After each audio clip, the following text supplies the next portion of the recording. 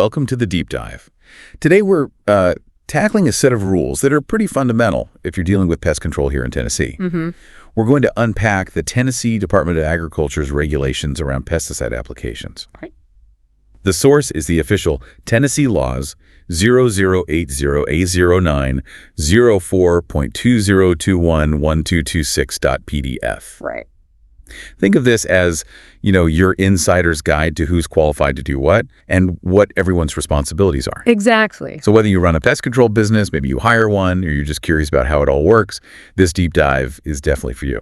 Exactly. Our goal today is really to cut through some of the regulatory details and just highlight what's most important for folks to know. Yeah. These rules basically define the playing field for commercial pest control in Tennessee. They ensure a level of professionalism, accountability, which really benefits everyone involved. Okay, so let's start with the basics. If a business wants to operate, what's this pesticide charter we keep hearing about? What's the deal with that? Well, think of a pesticide charter as the essential license for any physical office in Tennessee that's actually in the business of providing commercial pest control services. Okay. It's really the foundational permit. It allows a company to legally offer these services from a specific location within the state. So every single physical office needs one, is that right? That's right. Every office location. Okay. What's involved in actually getting one? Is it simple? It's a bit more than just a quick sign up. The Department of Agriculture requires a pretty detailed application. Okay. This includes things like the applicant's full name, date of birth, if it's an individual or maybe a partnership. Right. And if it's a company, they'll need to provide proof of their business registration or license, the usual credentials. Right. They need to verify the whole operation is legitimate. Makes sense. What other info do they ask for? They'll also need all their contact information, who's in charge, phone number, email, the main business address. And crucially, they need the exact street address of the office the charter will cover. The specific office. Got it. Plus, they have to list the names and license numbers of all the supervising pest control operators based out of that specific office. So you're linking the qualified supervisors to that business location. Exactly. It ensures qualified supervision at each place. What about things like financial responsibility, insurance and stuff? Absolutely. Proof of the required financial backing, that means bonding and insurance, it's mandatory. Okay. And beyond that, they also need complete lists. Lists of all their solicitors. Those are the people who can solicit business and sign contracts. Okay, the sales folks. Right. And also lists of all their technicians. That's basically everyone else doing the work who isn't office staff or a solicitor. Wow. So a really comprehensive snapshot. The business, the people, the finances. Now, once a business gets this charter, is that it? Can they just operate under that forever? Not quite. A charter isn't transferable. You can't just pass it from one person or company to another. Oh, okay. So if the business ownership changes hands, the new owners have to apply for a completely new charter. A whole new application. Yep. And furthermore, if any of that key information changes, like who the supervising operators are, the office address, even just contact details, the business holding the charter has to tell the department within 30 days. 30 days. It's all about keeping the state's records accurate and up to date. Got it. Ongoing responsibility there. What about the cost? Are there fees for getting and keeping a charter? Yes, definitely fees involved. There's a biennial fee every 2 years for the charter itself. That's categorized as a Tier 9 fee. Tier 9. Okay. Now, if a business first gets a charter partway through the cycle, that initial fee might be prorated, maybe as a Tier 5 fee. Okay. And there's also a separate biennial registration fee for every solicitor and technician they employ. That's a Tier 2 fee. Tier 2 for each employee. Right. And that might also be prorated initially, say, as a Tier 1 fee for employees who've been there less than a year when they apply. These tiers are just different fee levels the department sets. Right. So the fees kind of reflect the scale and maybe the experience of the business and its team. Yeah. When do these charters actually expire? And how do businesses renew them? Okay, so all pesticide charters in Tennessee expire on June 30th of every odd-numbered year. Odd-numbered years, so 2025, 2027, like that. Exactly. To renew, businesses need to get their renewal application and the fees submitted, so the department actually receives them by July 1st of that expiration year. By July 1st. If they miss that deadline, but pay between July 1st and July 16th, they'll also get hit with a late charge. Best to be on time then. Always best. Avoid those extra costs. Definitely. Now, what happens if a business lets its bonding or insurance lapse? That sounds like it could be a big problem. Oh, it is. It's a huge deal. If there required bonding or insurance lapses for any reason, the pesticide charter expires immediately. Immediately. Wow. Yeah. But there is a 30-day grace period. Okay, a little breathing room? A little. If the business submits proof of valid bonding and insurance within those 30 days, the charter can be reinstated, no extra fees. But if they miss that 30-day window, they're in a much tougher spot. They have to apply for an entirely new charter, pay all the fees again. Yikes. It really underscores how crucial it is to keep that coverage continuous. Yeah, that 30-day grace period is a lifeline, but definitely not something you want to rely on. Okay, so that covers the business level charter. Yeah. What about the individuals? The ones doing the work, overseeing it? That's where these pest control operator licenses come in, right? Precisely. While the charter is tied to the business office, a pest control operator license is for the individuals, specifically the ones responsible for supervising and directing the technical pest control services. Okay. These licenses are issued to specific people, not the company. Think of it like a professional license for the individual who's in charge of the technical side. So who exactly needs one of these operator licenses? It's for those folks in a management or oversight role, making sure treatments are done correctly, following the rules. To apply, they need their personal details, name, DOB, contact info, and also need to say who their employer is. And they provide the address of the specific charter holder's office where they'll be working. And what qualifications do they need before they can even apply for this operator license? Okay, two key things. First, they must already hold a current, valid pesticide applicator certification in the specific category of pest control they'll be supervising. So they need the basic certification first. Exactly. That shows they have the foundational knowledge. Second, they need proof they've passed a separate pest control operator license exam within the last year. Another exam just for the operators. Yep. So certified in the field first, then pass the operator exam to show supervisory competence. So a two-step process for those in charge. Now, just like with charters, do they need to tell the department if their info changes, like if they change jobs? Yes. Same rule. Within 30 days of any changes to the info on their license application, new employer, new address, whatever they have to notify the department. Keeping records accurate is key. Makes sense. And what about fees and expiration for these individual licenses? Are they on the same schedule as the charters? Pretty much. For most operator licenses, the fee is Tier 2 biennially.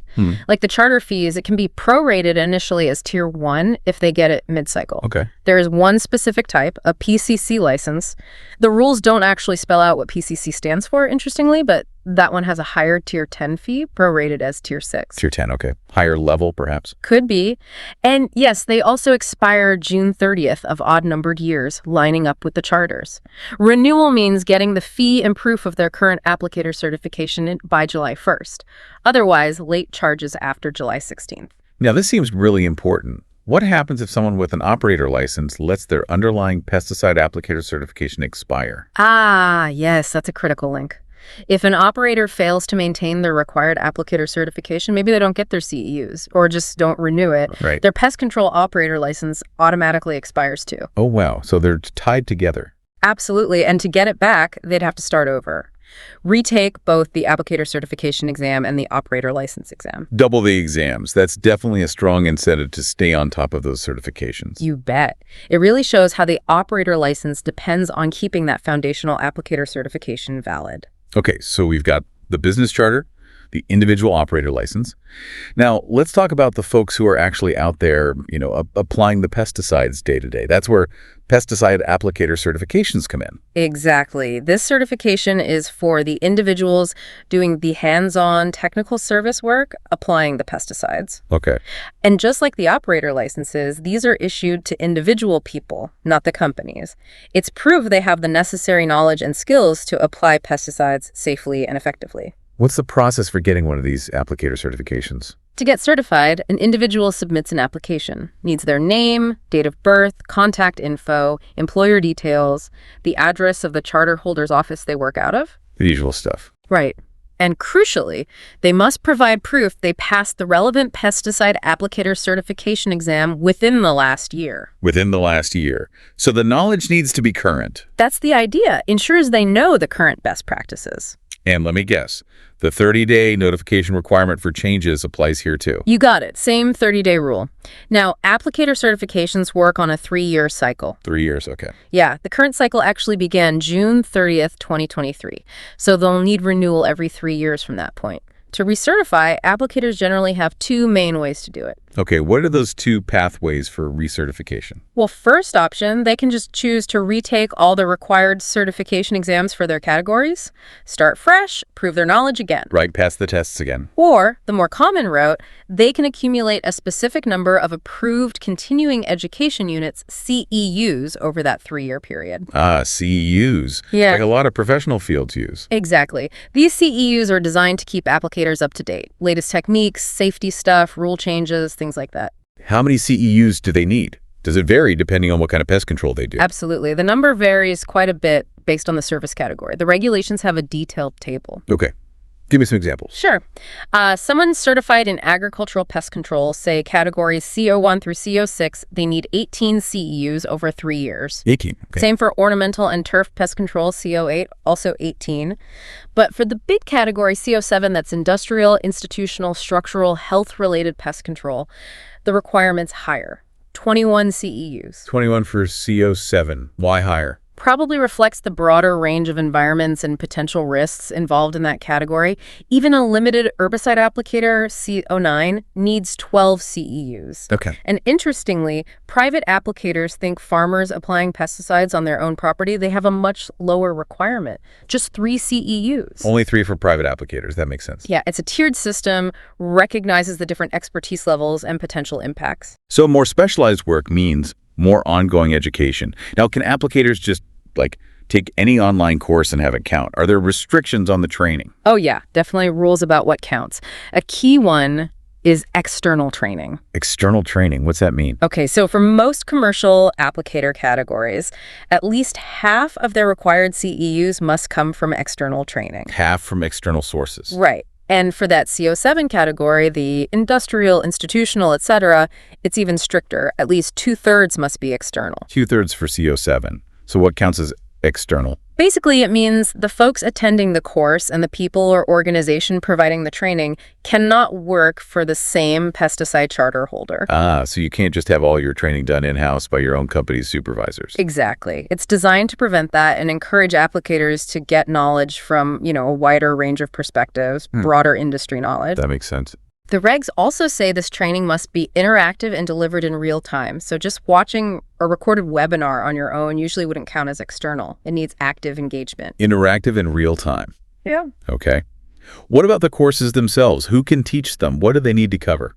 Yeah, there are criteria. Presenters generally need to be certified themselves in the relevant category, or maybe they're academics doing pesticide research, regulatory folks, extension agents. Experts in the field. Right, or someone from the industry with proven expertise, like holding a pesticide registration or certification. Okay. And the content? Presenters have to submit a detailed course application, an overview, a time breakdown, supporting materials, all to the department for review at least 30 days before they offer the course. A formal review process. Yep. For courses from universities, it goes to UT's Pesticide Safety Education Program. Once it's approved, they get written confirmation saying how many CEU credits it's worth, and they have to stick to that approved plan when they teach it. Ensures quality and relevance. How do they track who actually attends and gets the credits? That responsibility falls on the course presenters. They have to submit an official attendance roster to the department within 30 days after the course. Okay, the presenter sends the list. Right.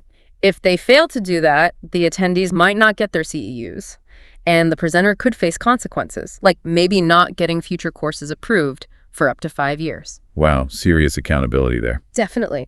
Also important, CEUs earned in one cycle can't be carried over to the next. Use them or lose them for that period. Makes sense. Yeah. What happens if an applicator just doesn't meet the requirements, doesn't retake exams or get enough CEUs? Well, if they fail to properly recertify by the end of their 3-year cycle, their pesticide applicator certification expires. Simple as that. Expires.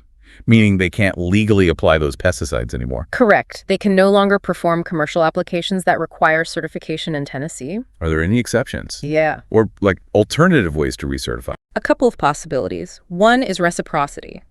If they hold a valid equivalent certification in another state with similar requirements, they can apply based on that. So if they're certified and current elsewhere. Right, they need to provide proof.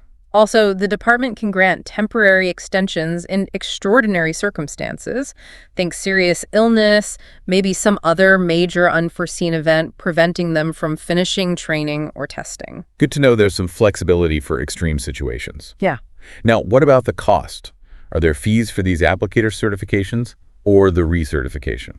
Generally, no fee from the department for commercial applicator certification or recertification itself. You might pay for the initial exams, of course. Okay, no state fee for commercial guys. But there is a Tier 1 fee for the initial certification of private applicators. Their recertification, however, is free. So private applicators pay initially, but not for renewal. Commercial guys don't pay the state fee for the certificate itself. That's basically it. The cost focus is on private applicators getting started. Okay, that covers who needs to be certified and how they stay certified. Now, a really crucial part of responsible pesticide use has to be good record keeping. What are the rules around that? Absolutely crucial. Both commercial and private applicators have specific record-keeping duties, though they differ slightly. Okay, how so? Commercial applicators need to keep detailed records for every custom application they do, and for every application of a restricted use pesticide, even if someone else applied it under their supervision. Every custom job, every restricted use application. What about private applicators? Private applicators, like farmers, only need to keep records for their applications of pesticides classified as restricted use. Only the restricted use ones for them. Got it. So what specific info needs to be in these records? The regulations are pretty precise here. Each record needs the applicator's full name and certification number. Okay. The specific trade name of the pesticide product used exactly as it appears on the label. The exact physical address where it was applied. Address, date. Yep. Date of application. A clear description of the target area treated like, field 3, kitchen baseboards, foundation perimeter. Be specific. Very specific. And the target pest or pests. If it was a mix, ideally note which pest each part was targeting. That level of detail seems vital for tracking effectiveness, maybe troubleshooting later. What else? Also need the total amount of the pesticide product applied, the percentage of use dilution if it was mixed with water or something, Dilution rate. Okay. and the precise application rate, like ounces per acre or gallons per 1,000 square feet, whatever the label says. Application rate. And finally, the full name of the property owner or tenant. Got it. Owner or tenant name. Now, for restricted use pesticides, 2 extra things are needed. Oh, what are those? The EPA registration number for that specific product and the exact time the application was performed. EPA number and time of day for restricted use. Wow, that's a really comprehensive list for every application. What if the property owner or tenant wants to see these records? Good question. Yes, they are entitled to see them. The applicator has to provide a copy of those records upon request within 48 hours. 48 hours. That's pretty quick. It is. Emphasizes the need for good, accessible records. Yeah, Ensures transparency for the property owner. definitely. And how long do they need to hang on to these records? All these application records must be kept for a minimum of 2 years from the date of application. 2 years. Okay. Provides that historical record if questions or issues come up down the line. Okay, let's shift gears slightly. How does the Department of Agriculture actually check if everyone's following these rules? That involves inspections, right? What can they do? Yes, inspections are key. The department has the legal authority to enter any location where they have reasonable grounds to believe commercial pest control is happening or regulated pesticides have been applied. Reasonable grounds. Right. They can come in at reasonable times to take samples, pesticides, maybe soil or water. They can examine equipment, the pesticides themselves, the sites. Look at everything. Pretty much. And they have the right to examine and copy any records related to application, storage, disposal, all to ensure compliance with the laws and these rules. So they can check things out to make sure it's all safe and legal. Now, the RUGs also seem to have specific requirements for certain types of work or riskier pesticides. Let's talk about fumigations, using stuff poisonous to humans. What extra precautions are needed there? Right. Fumigations are high risk. When using fumigants poisonous to humans, the rules mandate that a pest control operator with a specific FUM or FUS license must be physically present and actively in charge of the whole operation. Someone qualified has to be right there running the show. Absolutely. They also have to ensure there's at least one working gas mask at the site for every person involved, and the masks have to be the right type for the specific fumigant being used. Proper safety gear for everyone. And conspicuous warning signs must be posted at all entrances to the fumigated area, clearly stating poisonous gas is in use, keep out. Very clear warnings. Critical safety measures. What else is required during these fumigations? If any entrance is accessible to the public, the licensed operator must post a guard there continuously to prevent anyone from wandering in. A guard at public entrances. Yes, and that guard needs immediate access to a suitable gas mask too, just in case. Okay. And finally, maybe most importantly, before anyone can re-enter the structure or area, it has to be thoroughly cleared of all fumigants. And this clearance must be verified according to the specific instructions on the pesticide label. Follow the label for safe re-entry. Makes perfect sense. Absolute priority on safety with those chemicals. Okay, let's move to something different. Limited herbicide applicators. Sound like a narrower category. What's special about them? Yeah, limited herbicide applicators, specifically those certified under CO9 who mainly use glyphosate, they get some exemptions. Exemptions from what? From the standard charter requirement, the licensing, even some of the record keeping that applies to other commercial applicators. But these exemptions only apply if they meet very specific operational limits. Conditions apply. What are those conditions? Okay, first, their equipment for glyphosate is restricted. Single handheld nozzle, max 25-gallon tank, and only an electric or hand pump, max 1.5 gallons per minute flow rate. So small-scale equipment only. Right, limits the scale. Second, while they don't need a full charter, they still have to display their business name and their individual certification number on any company vehicles used for these applications, similar to how charter holders display their charter number. So still need identification on the truck. What about the simplified record keeping you mentioned? Right. For these limited guys meeting the conditions, they only need to record the date and the property address for each glyphosate application and keep those records for 2 years. Date and address only. Much simpler. Much simpler. But here's a crucial condition. The certified limited applicator cannot allow any uncertified person to apply pesticides under their authority, not even under direct supervision. Only the certified person can spray. Exactly. That's key for the exemption. And it's worth noting, if a homeowner or renter uses glyphosate themselves around their own home, having stored and mixed it themselves, that's considered personal use, not subject to these commercial rules. Okay, so a streamlined approach for a very specific, limited type of application, but still with important safeguards. Now, let's turn to an area I know concerns many property owners. Wood-destroying organisms, WDOs, termites, beetles. Looks like a really detailed set of rules here. Yes, absolutely. The regulations have a very comprehensive section just for WDOs. Specifics on contracts, applications, record keeping. Let's start with contracts. Okay, contracts first. If a licensed WDO operator is going to apply pesticides for control or prevention, they need a written contract in duplicate before any treatment starts. Before treatment. One copy for them, one for the client. Exactly. Ensures everyone's clear on the services beforehand. What has to be in these WDO contracts to be valid? Okay. Every WDO contract needs the date the property inspection happened and a detailed graph, a diagram of the property showing any visible WDO evidence or damage. Inspection date and a graph showing problem. Right. Also, a clear provision on how the contract can be transferred if the property changes hands during the contract period. Transferability clause. Yep. And each contract needs a unique ID number. Okay, standard stuff. But I think you mentioned something specific for termite contracts. Yes. Any contract specifically for termite control must include a 1-year warranty. Guarantees retreatment at no extra cost if termites reappear within that first year. Mandatory 1-year retreatment warranty for termites. Mandatory. Now, guarantees against future damage caused by termites. Those are optional. Optional damage guarantees. However, if a termite contract does not offer a damage guarantee, that fact has to be stated very clearly on the front page. Bold letters, at least 1/2 inch high. 1/2 inch bold letters saying no damage guarantee. Wow. Yeah. Very prominent disclosure. They want clients to be crystal clear if potential future damage isn't covered. No illusions. Makes sense. What about ongoing inspections for properties under a WDO contract? Required. Yes. For every property under a WDO contract, the charter holder must conduct an annual inspection and document the date. Annual inspection, documented. And if that inspection finds new termite activity not on the original graph, they have to apply an appropriate treatment for that new activity and create a revised graph showing the updated findings. Treat the new stuff and update the map. Exactly. And just like other records, copies of these annual inspection reports, treatment records, updated graphs, they have to be available to the client within 48 hours if requested. Same 40-hour rule. Uh-huh. Okay. Now let's talk about actually applying the pesticides for WDOs, starting with termites.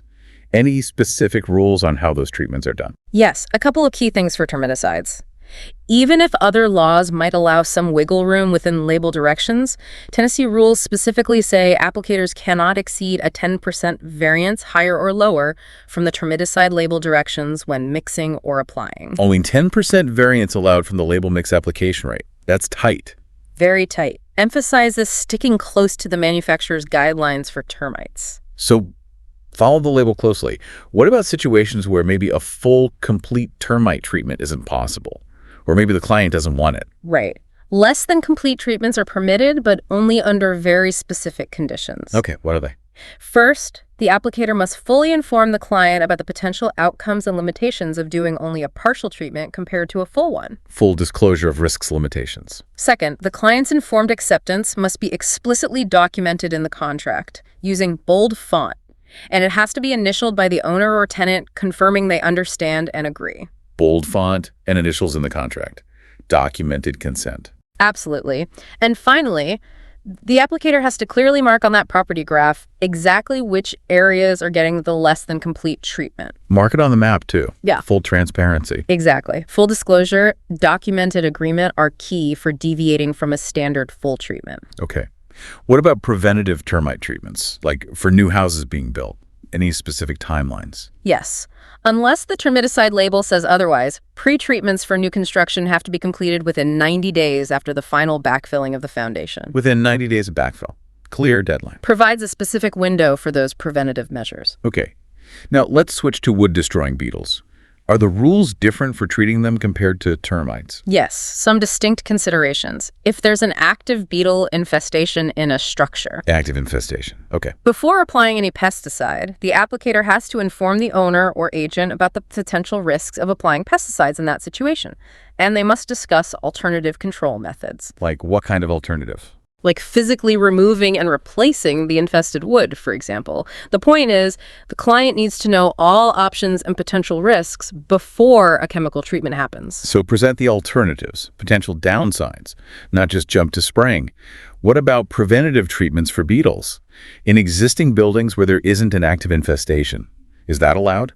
Preventative treatments for beetles in existing structures are allowed, but only if applied strictly according to the label instructions. Follow the label. And before doing a preventative treatment, the applicator has to test the wood moisture content in the target area with a moisture meter. Test the moisture. Why? They have to find and document at least 5 different spots where the wood moisture content is 18% or higher. 18% moisture or more in at least 5 places. Right, because that level of moisture often indicates conditions favorable for beetle activity. Ah, so you're targeting conditions conducive to infestation. Exactly. A written report of these moisture readings and findings must be given to the owner agent and included in the WDO contract. It focuses preventative treatments where they're arguably most needed. That's interesting. Not just blanket preventative spraying, but targeting susceptible areas based on moisture. Okay, finally on WDOs, what specific records do charter holders need to keep?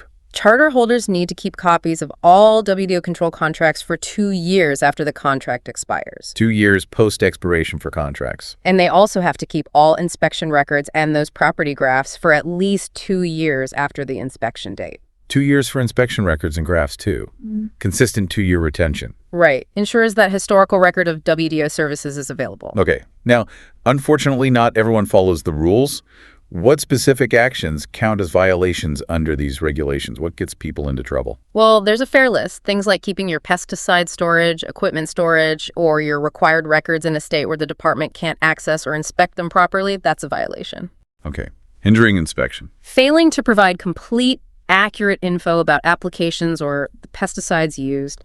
Improper management, storage, or disposal of pesticides, that's a big one. Handling pesticides unsafely. Makes sense. What else? Applying pesticides that require certification if you don't have the right valid certification, or allowing someone uncertified to do it without proper direct supervision. That's a major violation. Uncertified application. Similarly, if a licensed operator oversees work at a branch office but doesn't hold the correct license category for that specific type of work, also a violation. Wrong license for the job being supervised. And of course, applying or supervising pesticide application in a way that's inconsistent with the product label instructions and warnings. That's fundamental. The label is the law. Got it. What other actions are violations? Doing those less than complete treatments without meeting one of the specific conditions we talked about, label authorization, physical limits, or that explicit documented client request, that's a violation. Improper partial treatments. Falsifying any required records, pest presence, application details, anything. Strictly prohibited. Falsifying records. Bad news. Charter holders employing solicitors or other non-clerical staff who aren't properly registered with the department, that's not allowed. Knowingly giving false or misleading info about pesticide sales is a violation. Misleading sales info. Interfering in any way with the Department of Ag representative doing their job, like an inspection, that's a violation. And finally, just failing to comply with any lawful order the department issues. Basically, don't obstruct them or ignore their orders. Seems like a broad range of potential issues covered there. Who's ultimately on the hook if a violation happens? The rules are clear. Charter holders, licensed operators, and certified applicators are all responsible for violations. Doesn't matter if they did it personally or if it was someone acting as their agent, like an employee. So responsibility goes up the chain too. Absolutely. Accountability at all levels, the business, the supervisors, the applicators. So what happens to those found in violation? What are the potential consequences? They can be pretty significant. Things like official stop work orders, forcing them to halt activities until things are corrected, or orders to properly dispose of pesticides handled wrongly. Stop work orders, disposal orders. The department can also deny an application for a charter, license, or certification, or they can suspend or even completely revoke existing ones. Suspend or revoke credentials. That's serious. Very serious. They can also pursue legal action in court, seeking injunctions to stop violations, and they can impose civil penalties, fines, basically, which can be substantial. Fines. Okay. Anything else? In more serious cases, depending on the violation's nature and severity, there's even the possibility of criminal charges. Wow. Okay. Civil and potentially criminal penalties too. Definitely significant consequences to make sure these rules are taken seriously. Absolutely. It really comes down to protecting public health, safety, the environment, and ensuring, fair and responsible practices in the whole pest control industry. Well, this has truly been a deep dive into these Tennessee pesticide rules. It's clear there's a comprehensive system here, really designed to promote safety, environmental protection, professional standards. So whether you're in the industry, you hire these services, or you were just curious, understanding these regulations is really key to navigating this field effectively and, staying compliant. And when you think about the level of detail we've covered, from specific license types to CEU rules, the record keeping, the extra care needed for fumigants or WDOs, it really highlights that commitment, making sure applications are done responsibly, competently. Yeah, absolutely. Thinking about all these details, though, it makes you wonder, what are the biggest hurdles for businesses or individuals trying to stay fully compliant? And what practical questions might someone still have? Maybe around, say, documenting those less than complete treatments properly, or the real nuts and bolts of finding qualifying external training for CEUs. Right. The practical application can still raise questions. Definitely a lot to digest and consider. Thanks for joining me for this deep dive today. My pleasure.